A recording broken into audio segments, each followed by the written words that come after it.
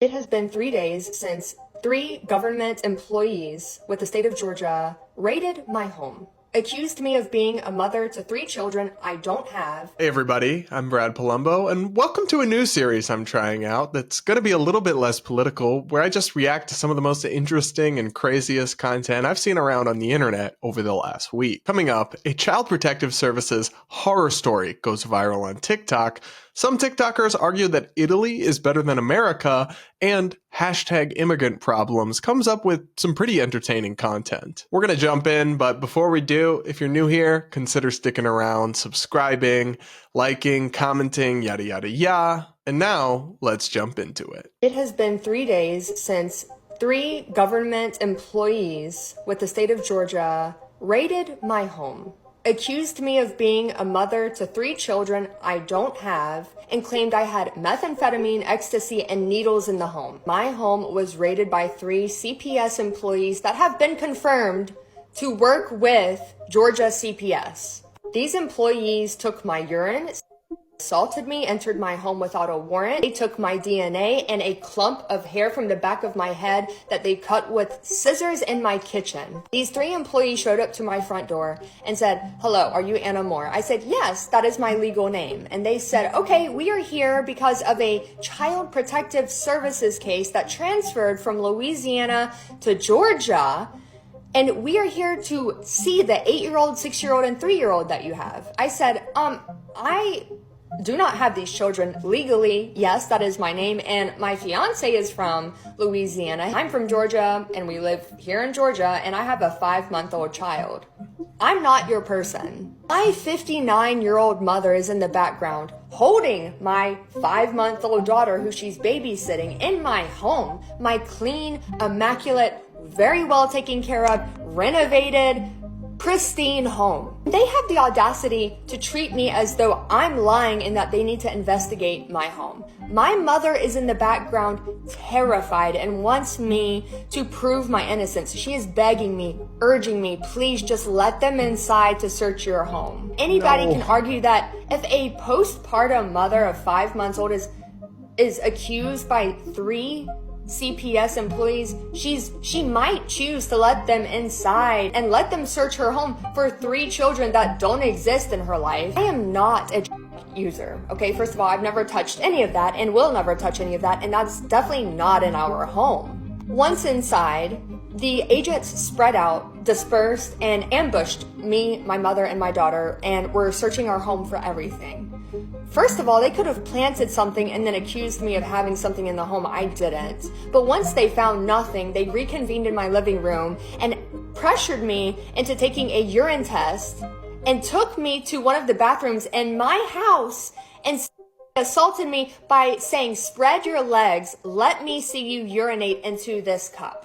After that wasn't enough for them, so then they cut a handful of my hair. Guys, I don't have much hair left. They cut a handful of my hair off of my head in my kitchen with some Crayola scissors.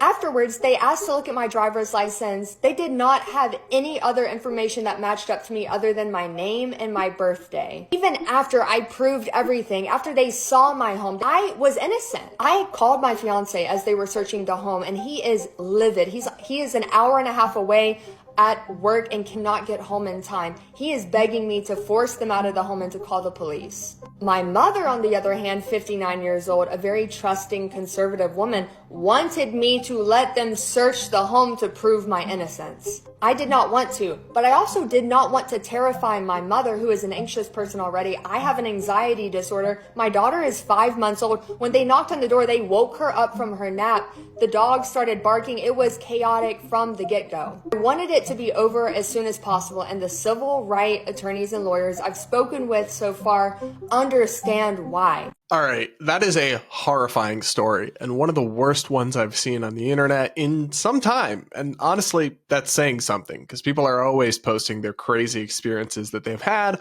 onto social media, hoping to raise awareness and find other people who've had similar experiences. So I've seen some crazy stuff, but honestly, that one kind of takes the cake. My number one takeaway is that, folks, you've got to know your rights. If you don't have anything to fear, you have nothing to hide. Prove your innocence. These are naive, canards. There are lots of great people who work in the government, but like anything else, there's lots of not so great people too. You always need to protect yourself, even when you've done nothing wrong. And look, I have a lot of compassion for this woman, the stress she would have been under. I can see why the mom wanted her to just comply, but that was a total mistake. She never should have allowed them into her home. She never should have allowed them to search. She never should have allowed them to force her to give a urine sample, and she never should have let them take a hair sample. She didn't have to do any of this because she said they didn't have a warrant, so she should have just kicked them out and called the police if they refused to leave. She honestly probably shouldn't even answer their questions without talking to a lawyer first. And of course, none of that means that she deserved what happened to her in any way. It's still horrible. I'm only saying that making better choices could have protected her and could protect you. And my second takeaway is that this kind of horror story is why we need to be able to sue the government. I do believe that something like Child Protective Services is a necessary core function of government. But like anything government does, it's not going to do it particularly well. Of course, I know some people who work in these systems, and some of them are heroes who are underpaid and overworked and really do help people. Yet anytime you give government power, it can and will be abused. But thanks to a doctrine the Supreme Court made up out of thin air decades ago called qualified immunity, it's next to impossible to actually sue a government official when they violate your rights and hold them personally liable in civil court. That needs to change, because just like anybody else, when you let the government act with impunity, they will. Up next, here's the latest entry into a burgeoning category of TikToks where they argue that America sucks and Europe is better. Let's take a look. So I'm an American who's living in Europe, more specifically Italy, and I don't think that Americans talk enough about how leaving America feels like kind of like leaving the Matrix a little bit. It feels like Europe is living life the way we were supposed to live life, in walkable communities with public transport, with food that you can actually digest that's actually like affordable. Not to mention like free healthcare, and like you can walk down the street without being afraid of being shot or like unalived at the grocery store. Like this is just like where humanity should be. This should be the base level of how we should spend our days. You know what I mean? And even after a year of living here and after 10 years of visiting, I still get culture shocked in like a good way. Like I'm like, why aren't we like this in the USA? And one of those things is that Italian parents look out for their children even after they turn 18, meaning like they will go to bat, they will be there financially, emotionally, anything for their children even after they turn 18. I remember when I first started coming here, I was like shocked. I was like, what do you mean you're 23 and you don't pay your own bills? What do you mean? But now as I get older and I see like the value of, parents actually giving a shit and actually investing in their children's future and how it benefits their children to succeed in the long run, I'm like, what the fuck are American parents doing? And I know that so many Americans are experiencing such like profound discontentment and sadness. And I think it's because our way of life is fundamentally broken. Our country is the bad place. I love Americans. I love us. I love our heart. I love our undying spirit. But our country itself, the system is totally fucking broken. The way that like children get shot at school and then you go into debt for getting cancer. Everybody's obese because there's food deserts everywhere. McDonald's is cheaper than making food at home. This isn't normal. This is not normal. You can be pro-America and still want a better life for Americans. Okay? Okay. There's so much to unpack there. I honestly hardly know where to begin, but let's start with one thing she said about free healthcare in Italy. There's no such thing as free healthcare, babe. You just pay for it through much higher taxes, and not just on the rich, but on the working and middle class. We can debate that, but don't act like it's free, like there's no downsides and everything's just rosy and perfect in their healthcare system. Like anything, there's trade-offs. Also, I honestly have no idea what she's talking about. Like, Americans don't support you after you're age 18. I know tons of situations and people where there's somebody, a child who is over 18 and still receiving lots of support from their parents. That's not an Italian or European phenomenon. It's just something that's happening. And frankly, in America, if anything, I think it's happening a little too much. Sometimes parents aren't being quick enough to push kids out of the nest and make them fend for themselves and take care for themselves. So got no idea what she's babbling about with that one, but go off, I guess. And I have to talk about this doomsday fear porn narrative about, oh my God, in America, you're just going to get shot if you for existing. No, Susan, no. You're letting the TV tell you what to think again, babe. The headlines and the stories we hear, the anecdotes, the horrific tragedies, they are heartbreaking. But statistically, it's just not true that you're just going to be shot walking about randomly. In 2021, the gun homicide rate in the United States was about 6.7 per 100,000 people. We all want that to be lower, of course. But you're wildly exaggerating if you think people are just commonly shot at the grocery store every day. Same thing is true with school shootings. I mean, we're a country of 330 million people, so there are always going to be horrifying anecdotes that lead the newspapers and make headlines. But according to the Washington Post, the statistical likelihood of any given public school student being killed by a gun in school on any given day since 1999 was roughly 1 in 614 million. Not exactly a common occurrence. And while some certain forms of crime, like gun homicide, might be more common here, it's not like there's no crime and murder in Europe, babe. Meanwhile, there are many ways the US is a lot better than Italy, particularly when it comes to our economy. Just compare the unemployment rate, which in 2022 was 8% in Italy versus just 3.6% in the US, or the youth unemployment rate, which was 22% in Italy in 2022 versus 7.89% in the US.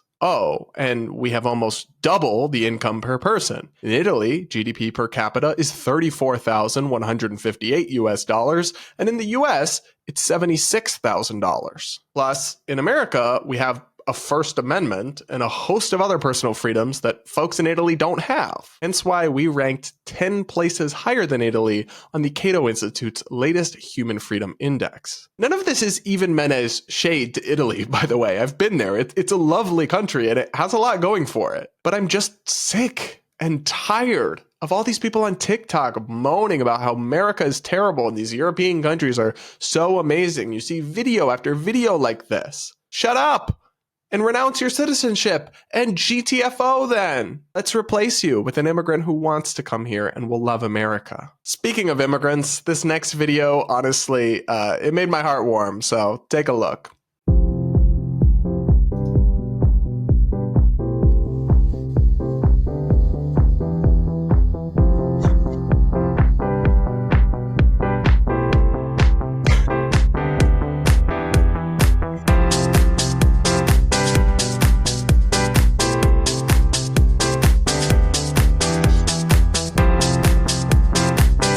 I love the self-awareness here because Americans, especially young Americans, but honestly all Americans, we often take what we have here for so much for granted. When I was in college, I was on a competitive mock trial team and we would travel around the country, and somebody joined the team who was actually an international exchange student from China. And getting to know her was one of the most eye-opening experiences I had while in college, because I'll never forget when we stopped at a gas station and she went inside and she was just mesmerized by the variety of chocolate bars that they had there. Oh, and her jaw literally dropped when she found out that people and just everyday folks here were allowed to own guns, not just the government, and that you could say whatever you want on social media about politics and the government and nobody would get arrested. That really made my young mind reconsider some things and think about the fact that I really am lucky to have been born an American. Of course, we still do have problems, and nobody's saying you can't criticize our country, our government, or even things going on in your own life, but I just wish people, like the folks in this video,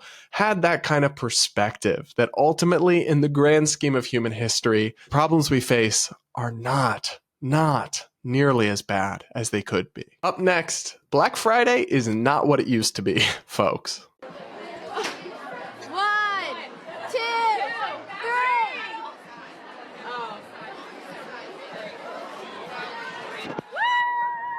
Oh my God, they're like climbing under.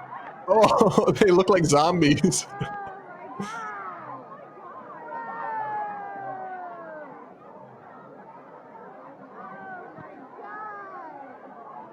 Wow.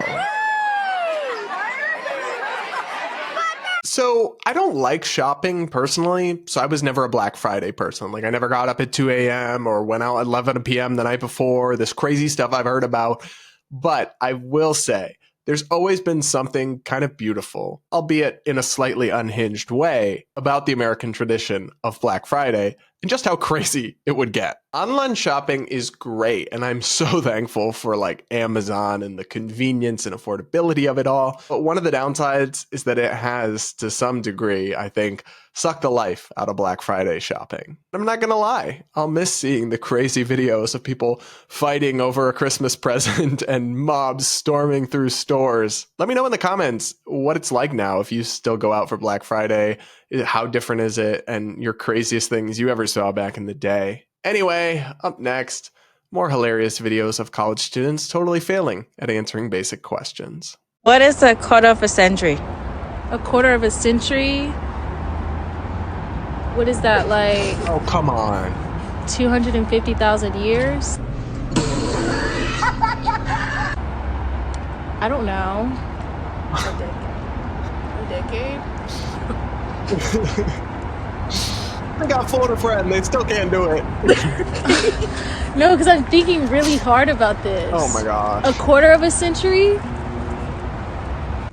6.5 hours later. The SpongeBob We edit. can go with her answer. A decade? Is it wrong? Is it wrong? Yes. This is funny, but it's also so demoralizing. Oh, and tell me again why I should have to pay off of their student loans, Joe Biden. Tell me why. Oh, the answer is 25 years, by the way. A century is 100 years.